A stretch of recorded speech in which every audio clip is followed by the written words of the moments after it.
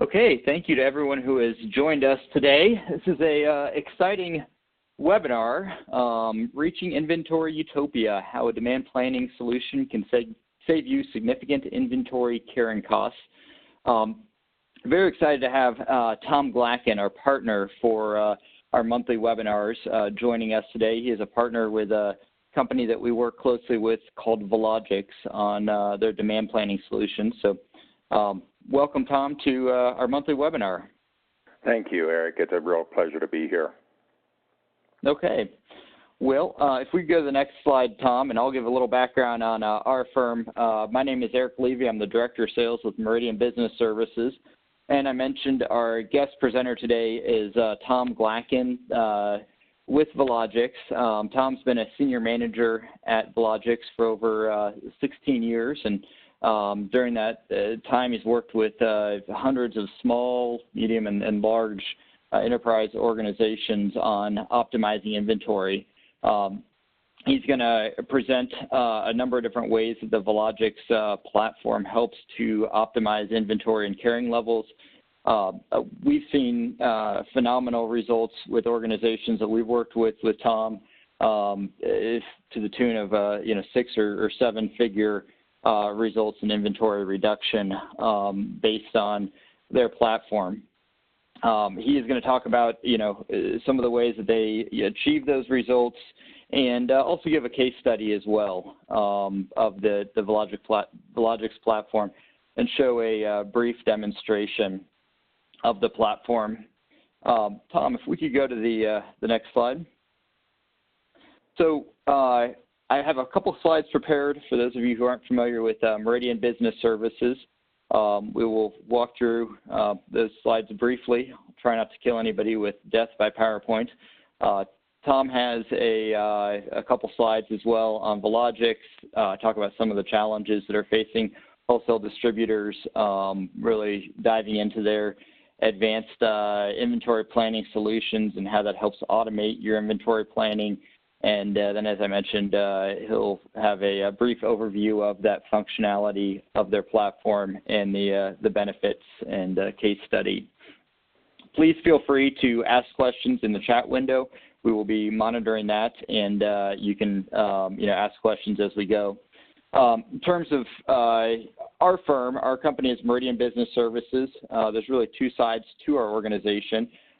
Started off as a CPA practice, helping organizations, with tax and advisory services, and really the fastest growing segment in our organization is our NetSuite practice. So NetSuite is a cloud-based platform. I'll have some additional details on NetSuite at the end of today's conversation, but the Velogix platform closely ties in with NetSuite and a number of other ERP platforms as well. We, of course, work with Velogix on the NetSuite platform. So NetSuite combines inventory management, financial management, the lead to cash process, procurement, e-commerce, and warehousing, in addition really to a full-fledged CRM system. So the idea of combining all of your business processes, especially in distribution, in one cloud-based platform. Let's go on to the next slide, if we could. And so why do we work with the NetSuite platform? A little background on NetSuite. As I mentioned, it's the #1 cloud-based ERP platform, and it's used by over 40,000 organizations, and 10,000 of those are in wholesale distribution and light manufacturing. So IDC is a third-party analyst firm, rated NetSuite as the leader in cloud-enabled mid-market ERP applications. So we work with a lot of organizations to upgrade from legacy platforms to NetSuite, and based on the fact that all of the ERP modules run in a single database and a single code base, really providing quicker access to data relative to other solutions. Gartner also rated NetSuite as a leader in financial management solutions for companies of all sizes, so not just mid-market, but mid-sized, large, and global enterprises. So it really is a platform that you can start out. We have organizations that have started with as few as a couple employees and can grow to thousands of employees all on one system. And it's highly scalable, so it's a platform that you can't outgrow.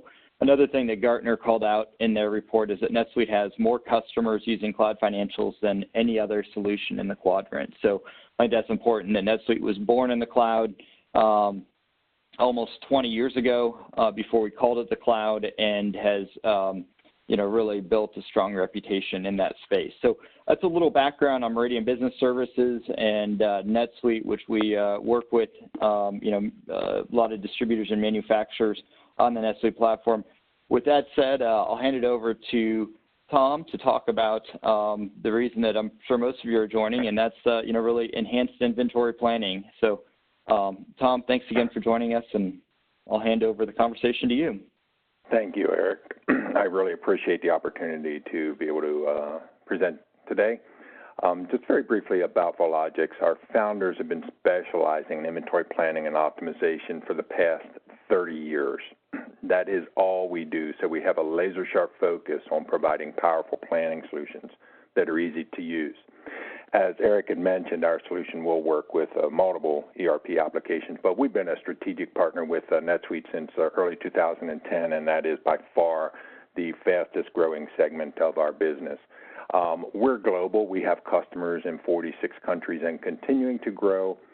But having said that about our background, what may be more important from a potential user's perspective is, so what does this mean to you? And the bottom line is that our solutions help customers gain a competitive advantage, receive a powerful return on the investment, and we can and we do help organizations improve their cash flow. I'm certain you have probably heard that from software providers before, but hopefully by the end of today's session, you'll get a sense of how, by using advanced planning solutions, can help businesses really gain a competitive advantage, save a significant amount of time, while also freeing up cash. And we really do that by helping to manage a tough balancing act, by helping to keep inventory costs as low as possible, while enabling users to be able to meet the anticipated demand at a desired service level or fill rate.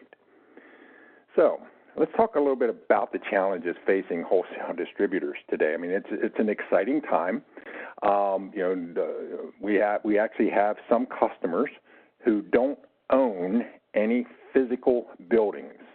They're really running virtual organizations. They're using third-party logistics providers, and they're having incredible success. So, I mean, that's great news. But as a competitor, then that can really be a disruptive force. So with these things occurring in the marketplace today, the distributors must really have to meet those customer expectations in a zero-tolerance world, meaning, hey, if you don't have the product, they're probably going to move on to your competitor. While at the same time, you need to manage the cash and really wisely invest every dollar that you have. So these are some of the significant challenges and opportunities for organizations. So let's begin by considering your current environment. And the first question I'd really like to ask and have you consider is, what tools are you using today? Gartner just completed an analysis of supply chain study in August of this year, and they found that Excel is by far still the most prevalent planning tool today, and I literally see that every day with people that I'm speaking with, and they're using Excel in combination with reports to try to get some sense of the future demand.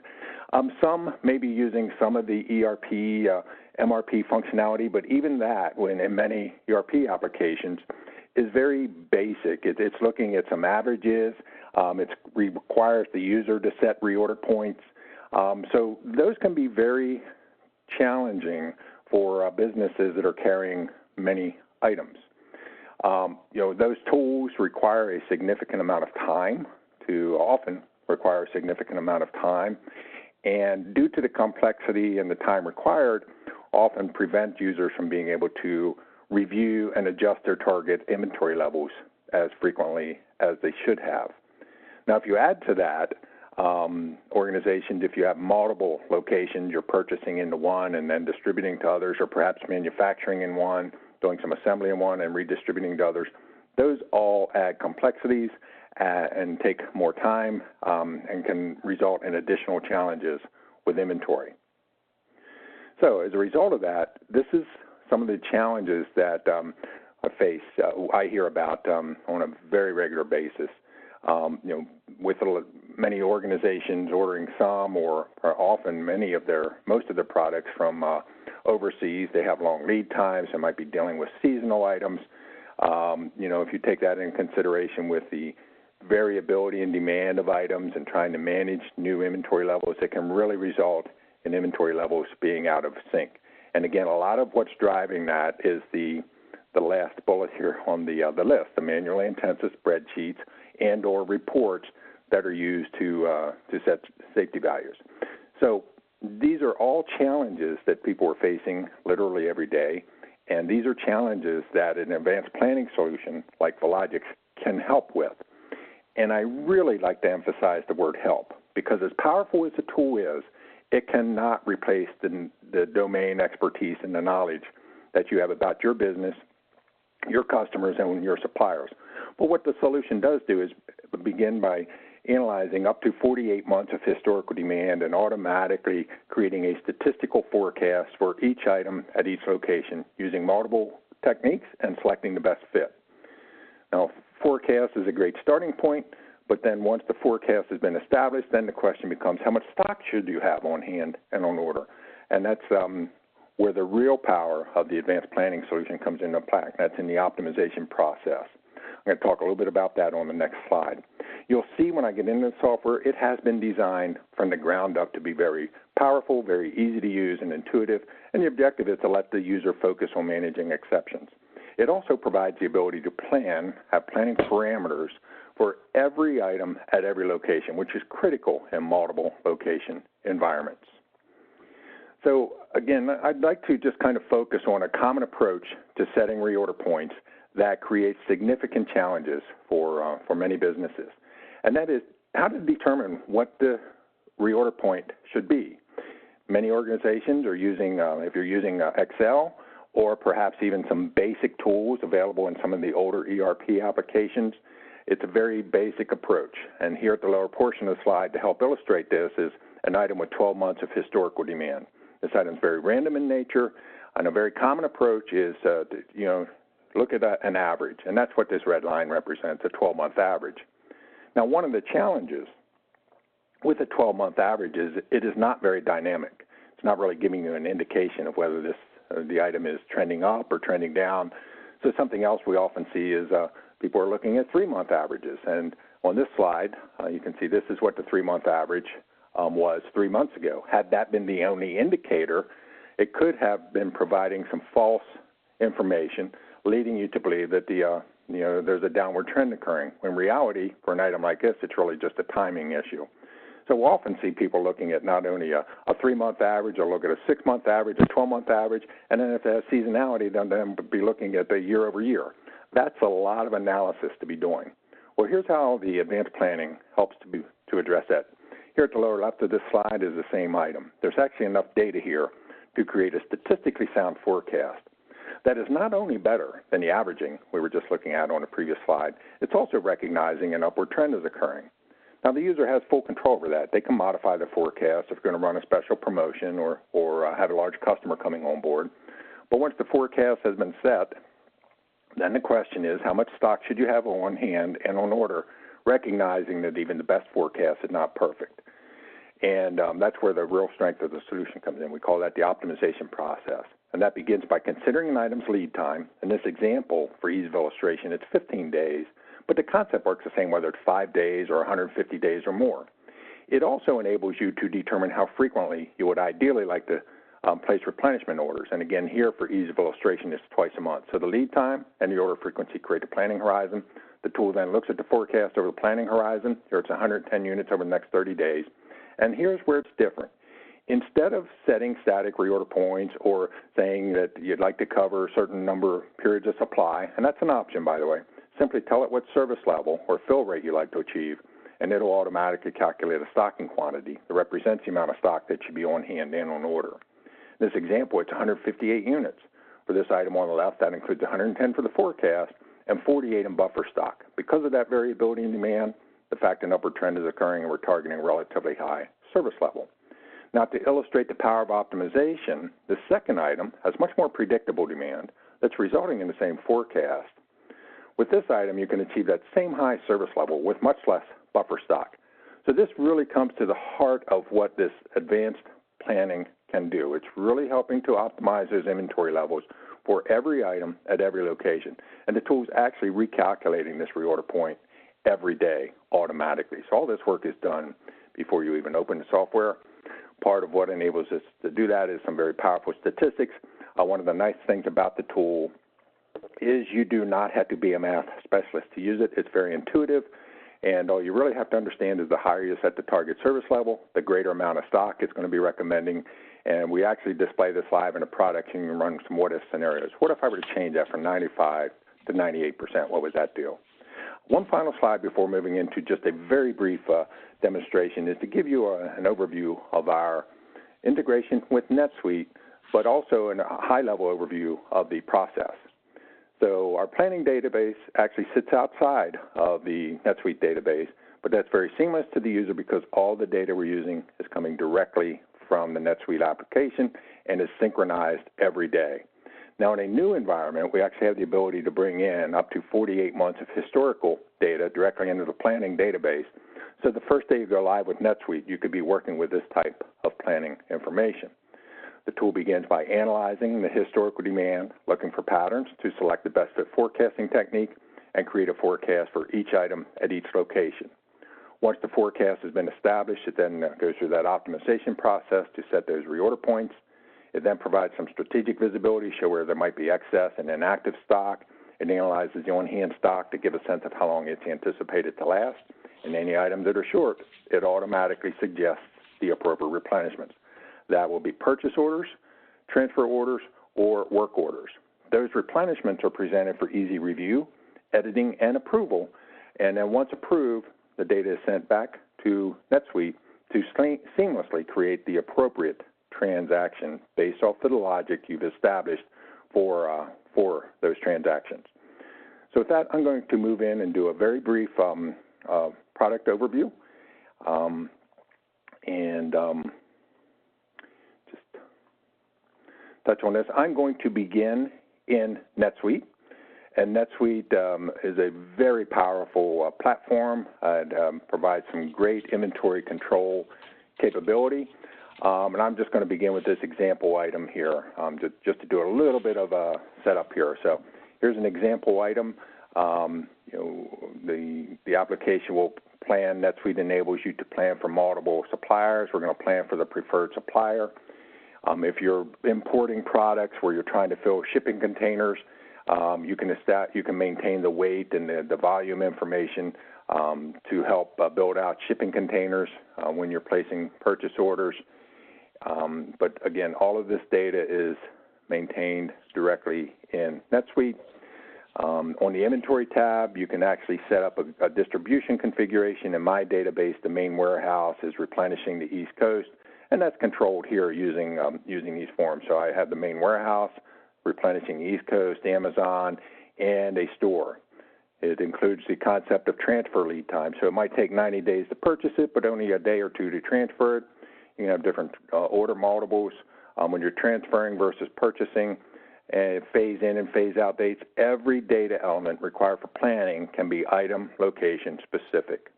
So with this, I'm going to move into the planning tool. I'm going to begin at a very detailed level, explain just at a high level some of the planning details. Once we walk through that, I'm then going to come in the day in the life. Okay, here's how you can use it on a daily basis, and then I'll conclude the brief demo with some very powerful strategic information. So to access the planning tool, just open another tab, enter your login credentials. I'm on the inventory data, item details. Here's that same item we were just looking at in NetSuite. So I'm looking at this item at the main warehouse, and this item is actually sold individually, but it's also sold as part of kits, so you can see where it's used. Let's begin down at the bottom of the item detail. Here, you get visibility into up to 48 months of historical demand. You can see that both numerically and graphically. I selected this item because it's actually very seasonal in nature. It's popular in the spring, and then it has another spike in the fall. The planning tool automatically recognizes that seasonal pattern and automatically creates a forecast that has that built in. So at the lower portion of the screen, you'll notice that the forecast is seasonal, and it's also recognizing those seasonal patterns as well as recent trends. Now, there's actually quite a bit of information on this screen. I'll go into it very briefly, but let's take a quick look at 2018's history. The first row is the direct independent demand for this item out of the main warehouse.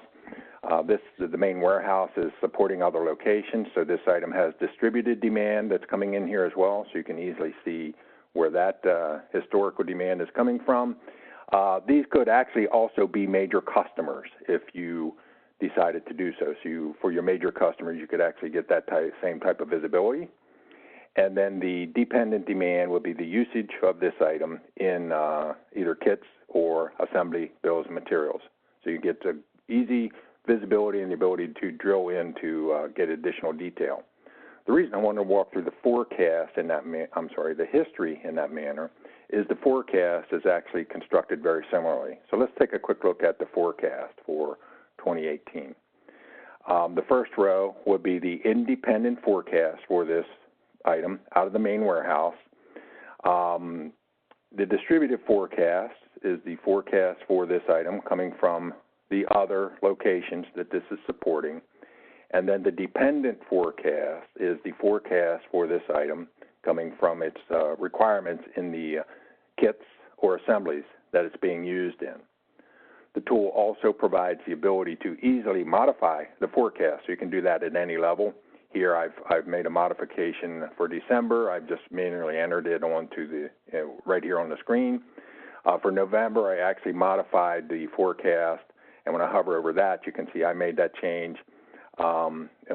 Back in September, I modified it for the period of October and November, and if you read the very last digit in that calculation, it's saying I increased it by 10%.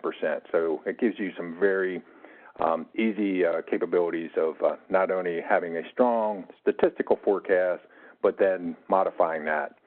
Now, we also have many users who don't care about a statistical forecast, and they provide their own, and you can easily do that using an Excel file in the appropriate format, and it will come in as an override.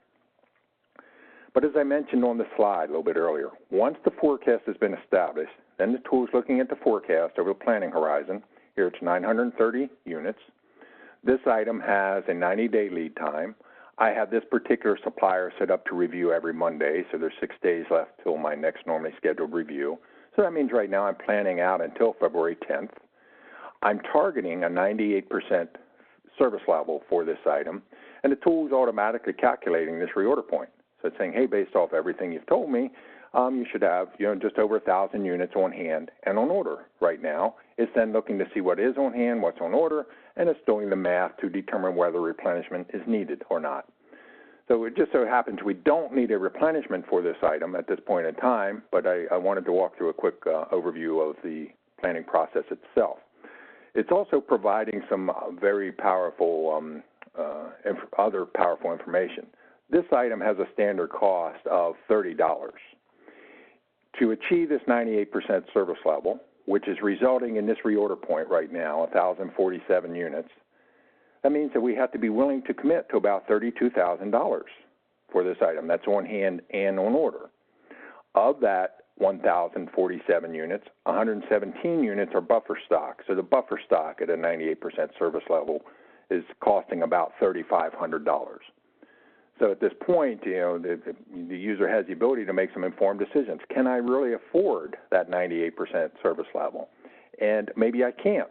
So if I wanted to run a what-if scenario, what would it take to maybe hit, let's say, like to achieve a 95% service level? Well, I could be able to do that with about 920 units. So again, some very powerful insight. If you understand statistics, changing this service level from 98 to 99.99% could have a huge jump in the buffer stock. So let's just do that very quickly. Again, I'm making this change at the item level. You could do this at a category level or virtually any level. So just do a quick submit, and before I do, we're looking at 117 units in buffer stock, a buffer cost of about $3,500. As soon as I submit this, that buffer stock went from $3,500 to $16,000 in cost. So again, very powerful tool to really help you make informed decisions. This is kind of at a detail level where the optimization process begins to come together. So, and it's doing the same analysis for every item at every location. Let's just take a quick look at the East Coast here. Completely different demand pattern at the East Coast, different forecast. It only takes us 2 days to transfer this item, so different lead time. It can have different, actually I have months of supply set here. That's a replenishment option, but you can easily change that to the optimized approach as well. And again, it immediately changes. So the tool gives you very powerful, very detailed control over your inventory. So at this point, we've done a quick walkthrough from a detail level. I'm going to change gears now and kind of come in the day in the life. So when you first access the application, you're brought to the home page. On the home page, we present what we consider very critical alerts. These are items that have the potential to run short within the item's lead time. The blue area of the pie chart are items with forecasted demand driving a shortage. The green area are items that have firm or planned orders driving a shortage. A firm order would be an open sales order, an open work order, or an open transfer order. A planned order could be a planned work order or planned transfer order. If you want to see details behind it, click into the pie chart. It takes you to replenishment planning, critical alerts. And here I filtered this down to just one supplier for ease of review today. But this first item on the list is the one we were just looking at in detail. If you recall, there were sufficient quantities on hand and on order. We did not need to order more to meet the demand, but yet something's creating a shortage within the lead time. And if I want to see what's causing that, I can click here, bring up inventory flow. This is a time phase view sorted by due date. That runs down the left. It starts with the on-hand balance. And then if I look down the right, I can see what's creating the issue. Here it is. It's sales order number 206 to one of our favorite customers. We've promised to ship them 1,500 units on November 29th. The reason we're getting the alerts is we're not going to have sufficient quantities available. So the reason we don't need to order more, though, is there's a purchase order due in the next day that's going to resolve the issue. So, again, the point here is it's providing you with some very powerful insight to some exceptions. So very quick, from a replenishment planning perspective, this is where a user would spend most of their time. You come into the replenishment plan. Let's say I want to review Far East imports today. You couldn't see it because of the resolution here, but when I selected that box, this pop-up came up. The reason is if Far East, I might be trying to fill a shipping container where the weight or the cube or the volume is a constraint. Or I might be trying, if they were a domestic supplier, maybe I'll get free freight if I place an order of $5,000. So here, I can immediately see within just a few seconds of being in the application, tool's recommending a reorder of about $35,000 for 5 line items. Here are those items. If I'd been using the tool for a while and was comfortable with it, I could simply click here, hit approve, and this would result in a purchase order in NetSuite. So again, very powerful, very quick. I'd also like to change gears one more time and look at some strategic information provided by the tool. In the analytics, in the investment analysis, you get immediate visibility to the value of the inventory. In my database, I've committed to about 2.7 million of inventory. In a perfect world, I could perhaps reduce my investment down to less than $1 million. Down to about $1 million if I could ignore minimum order quantities and order multiples. Well, you can't ignore those. And even after taking those into consideration, it's saying I might still be able to reduce my investment here down to about $2 million. In my database, that's 31%. That's a lot of money. And then at the lower portion of the screen, I have this sorted, showing where the real opportunities are. So this first item, I might be overinvested by over $260,000. That's one very powerful view. One other strategic view I'd like to show is what we call the forward aging. This is not your traditional aging, telling you how long a product's been sitting in your warehouse. This is looking at the on-hand quantities and the value, and comparing the on-hand quantity to the forecast. I have it set to look at the next 6 months. So what this is telling me is of the current on-hand inventory, I'm forecasting to sell about $600,000 of that over the next 6 months. That's active. Of those same items that are selling, I have over $300,000 worth more than needed for the next 6 months. That's excess inventory. That would be perhaps an opportunity to perhaps identify that and create special promotions. In my demo database, I have about $130,000 worth that hasn't had any demand for at least a year. And at the lower portion of the screen, I'll sort this by excess inventory value. And this is saying this first item we might have $92,000 worth more than needed over the next 6 months. So it's a very, very quick overview of the software. At this point, I'd like to just come back and conclude with just a couple of slides. And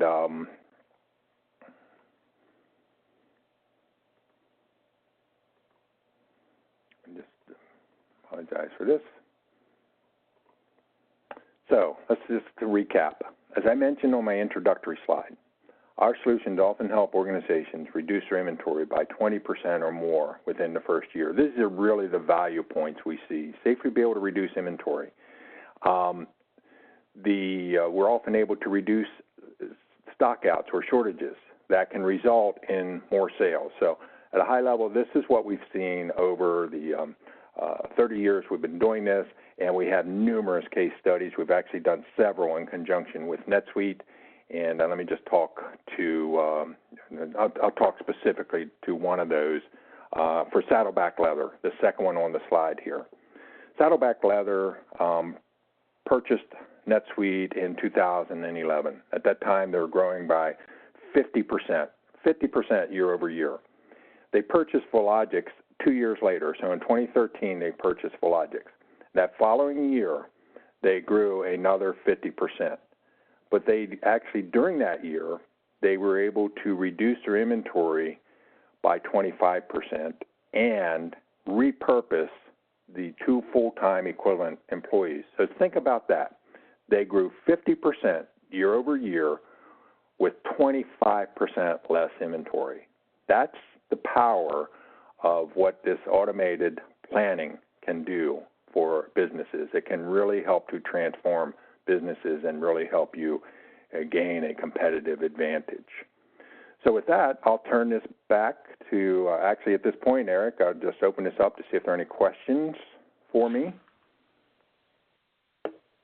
Okay, thank you, Tom. And we'll be monitoring the chat window.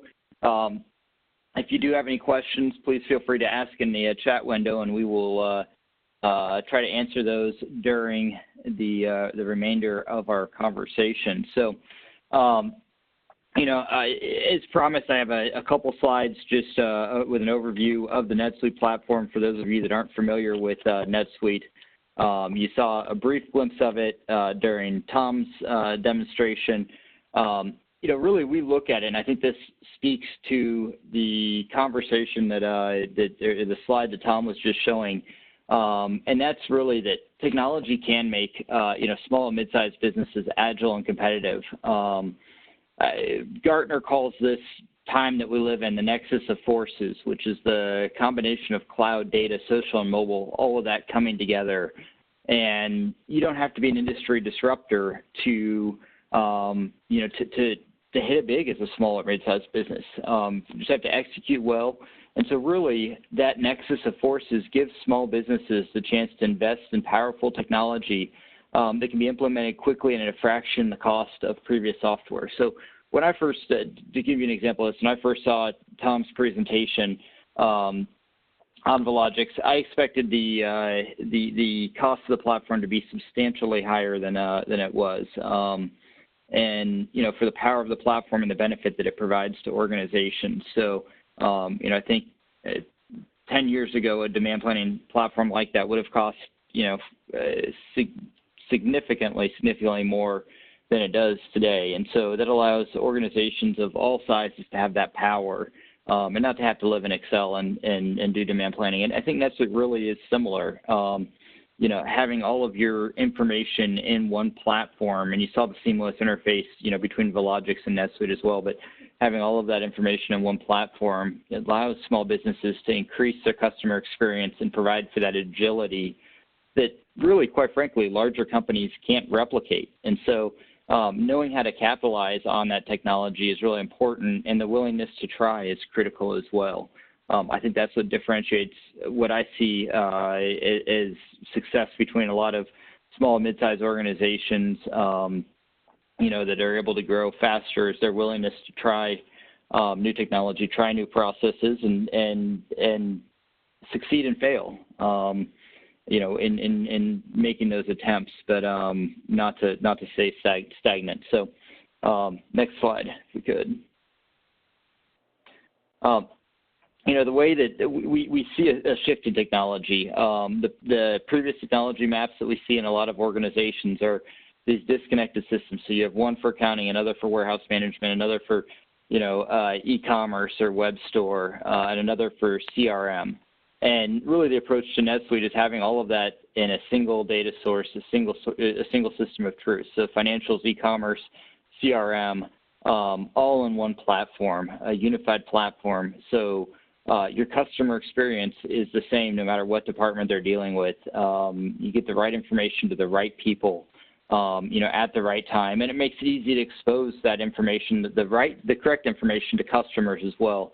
Having a built-in customer portal or e-commerce, so allowing digital transactions with your customers as well, which we live in, really what I would call an Amazon and Google-like, society. We have very high expectations, thanks to Amazon on, delivery and fulfillment. And when those expectations aren't met, it's easy to open up Google and find a new supplier. So I think that, when we talk about the nexus of forces, it's important to provide that, seamless digital flow of data and ease of interacting with your customer in a digital manner as well. Next slide. So to that same point, having all that information in one platform allows for that information to flow across the organization. So we have the concept of the customer 360, the item 360, and the order 360. So no longer do these three pieces exist in three different platforms. There isn't a separate CRM system and a separate accounting system for order entry and a separate, PIM, product information management system, for the e-commerce. Everything is seamless, and it certainly provides a better customer experience and allows for digital transformation to take place easier, and agility in business processes as well. When one of those business processes changes, you can change it throughout the whole, across all three of those segments. Okay, next slide. So, really to wrap it up, the 6 reasons that we see organizations running, from a cohesive integrated system like NetSuite is that it improves employee performance, by monitoring goals and achievements. I see a lot of organizations that are still running on black and green screens, and, the employees are frustrated. They, can't get the information they need. So give your team the tools that they need to be successful. It also allows you to measure better as well, providing KPIs, providing data to the management team as well. Managing by exception is huge. So from a management and leadership perspective, not having to micromanage, but find exceptions as they occur, whether it's a late non-stock order, for instance, or, a stock out situation, et cetera, finding those exceptions before they occur, and being able to put out that fire. So, from a leadership standpoint, managing by exception, really saving time and money by surfacing the right data. So not only do you save time and money by not having to integrate all those different systems, so you're able to be more strategic on one system, but it also surfaces that data, and so you don't have to worry about having another business intelligence platform that you're using for reporting. All the business intelligence is natively baked in the platform. The fourth area is just removing human error. I work with a lot of organizations that have legacy systems and do a lot of rekeying of data. Every keystroke is a possibility for an error to occur, and not having to have that rekeying of data, having everything in one system is very powerful. And the fifth area is focusing on your company on the priorities that matter. So you're able to define the KPIs, define inspect what you expect is the easiest way to say that, to set the expectations and then monitor those as well. So really focusing on those priorities. And then the last area, which really covers the whole conversation, is integrating all of those operations and making it a cohesive organization that allows you to scale your business processes. So a key example is, I see more and more distributors that are looking to have similar to what I'd call Amazon subscribe and save functionality through a web store, for instance, where they can, clients can set up subscription type services where they receive the same items on a reoccurring basis, let's say a monthly basis at a discounted rate, and being able to manage that. Well, in a traditional sense, that's complex across multiple systems, having to manage that and build out that business process. NetSuite simplifies that because it's all in one system. So you don't have to worry about that system testing that process across multiple, really building out that process across multiple systems and then testing it. You have everything in one system. Okay, let's move on to the next slide. So, really to wrap it up, appreciate everybody who joined us today. Thank you for your time. Please feel free to reach out to questions. You can direct any questions to sales@meridianbusiness.com. And I can forward those to Tom. Tom, if you want to give your email address as well, that might be helpful. Mine is actually, sorry, I don't have it listed here. Mine is t.glacken@vologix.com. Again, Eric's, the entire Meridian team knows us, though, so any questions could easily go through them. Eric, I did notice one question come in while you were talking. And someone is asking how do companies, determine what service levels to set their products, and it's really a great question. Due to limited time here, I'll keep the answer brief. It really does depend. It can vary not only by industry, but also can vary within a particular business. Not all items are equal. You might want to have certain items at a higher service levels than other, and those are things that the Meridian team can help you with as you go through the implementation process. So I think that's a great question. And one other thing that came to mind that I thought I'd point out too, Tom, and I think you touched on this, is that you were showing it primarily on a item level, but there are ways to categorize items, to look at things holistically, especially if you have a large, complex catalog of items. I see that, commonly in distribution. So to group those together and create categories and create, service levels by, category items, et cetera. And that's a great point, and you absolutely can. And the other thing you can do is, if you change a target service level for a category or a group of items, you can immediately see the impact that's having on the business. So again, today's session was very brief, and I would welcome a chance that, if anybody's interested, the Meridian team would be happy to arrange a more detailed demonstration focused on your particular requirements.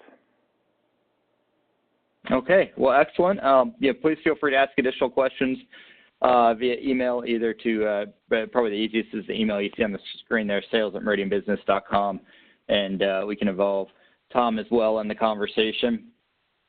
Please feel free to join us next month for our monthly webinar, The Benefits of a Modern EDI Platform, and that'll be featuring our partner, SPS Commerce, on Tuesday, December 4th at 11 a.m. Central Time. So once again, thank you very much to everybody for joining us. Hope you have a great rest of the day, and hope to see you next month. Thank you.